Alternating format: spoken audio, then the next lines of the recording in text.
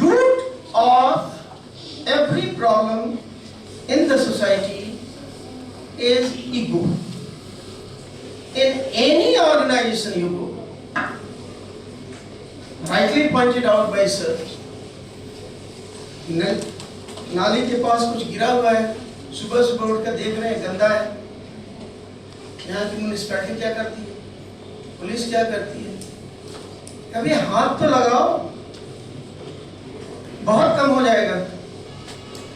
लोगों को मैंने आंख के सामने देखा है, आर्मी एरिया में कैंटीन बहुत है, कैंटीन में घुसे जितना सामान लेना है लाद लो, उसके बाद वहां से टॉफी निकला, ये निकला, क्लास में पढ़कर निकले। स्वच्छता बड़ी अच्छी चीज है, सब जानते हैं, जुलूस में खूब हाथ उठाएंगे।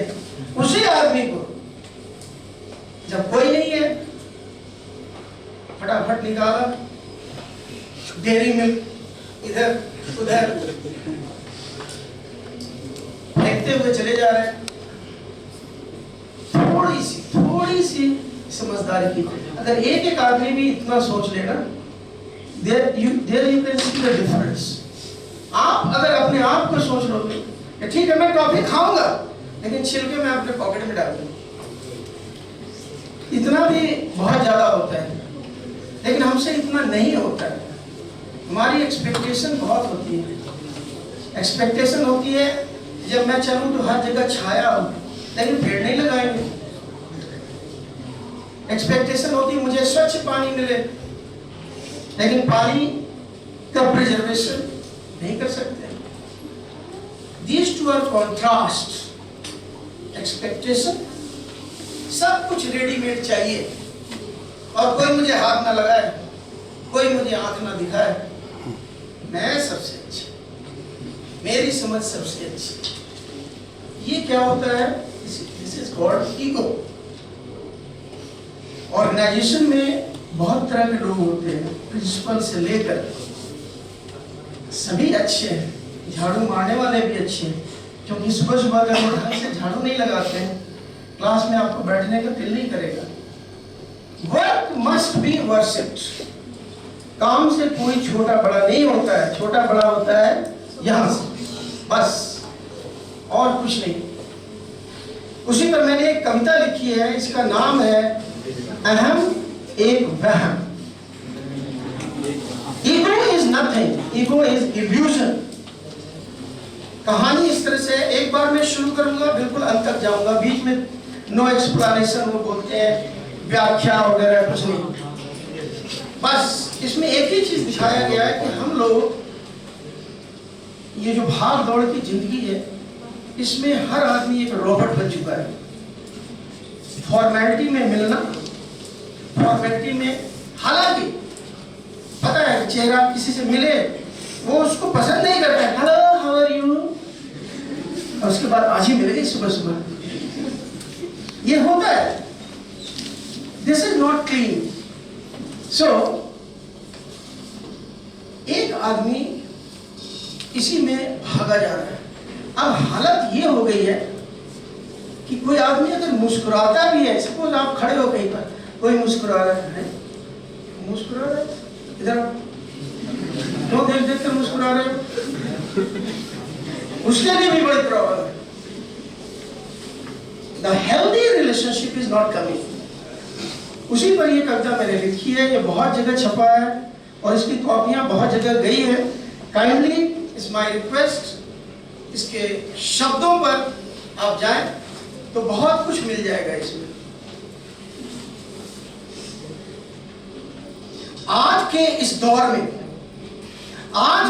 दौर में हर शख्स भागता जा रहा है, दौड़ता जा रहा है और अपने अहम के वृत्त को जोड़ता जा रहा है। दुखों की परिधि को सुख की केंद्र से छोड़ता जा रहा है।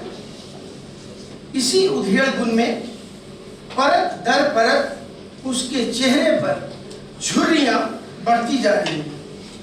उसके सुर्ख होठों से मुस्कान की आशाएं घटती जा रही हैं।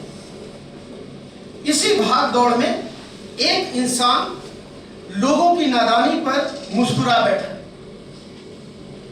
लोगों की भीड़ थम गई, आंखों में एक प्रश्न पर जुबां पर फिर भी खामोशी।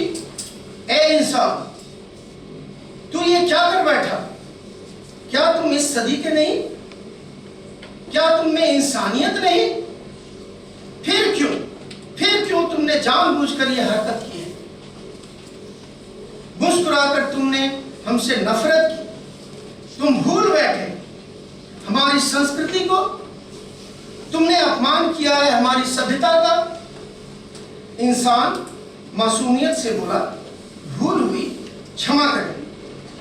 क्या हमें भी बताएंगे? राज अपनी संपन्नता का, सभी स्वर एकाकार हुए, वृत्त दिव्याकार हुए, सबके कंठ से एक ही बिगुल बजा। अब नजाकत नहीं, नफासत नहीं, इबादत नहीं, मुस्कुराना जुर्म है। मुस्कुराना जुर्म है और कारण बताने की हमें आदत नहीं।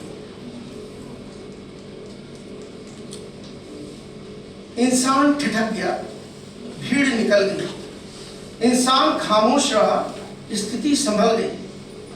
आफ्टर 15-20 years समय बीतता गया, वर्तमान अतीत हो गया, जाने पहचाने अनजाने हो गए, मुस्कुराना एक भूल अफसाने हो गए। लोग अब रोबोट की तरह मिलते थे और फॉर्मेलिटी में हालचाल पूछते थे। इंसान सहमा रहा, सिसकता रहा, सभ्यता और संस्कृति की ऊह-पोह में खोता रहा। अचानक एक दिन उम्र की दहलीज पर वही भीड़ मिल गई इंसान को। आंखों में एक प्रश्न पर जुबां पर फिर भी खामोशी। सभी स्वर एकाकार हुए, वृत्त दिव्याकार हुए, सबके कंठ से एक ही बिगुल बजा। अब पश्चात होत क्या जब चिड़िया चुप गई। Thank you so much.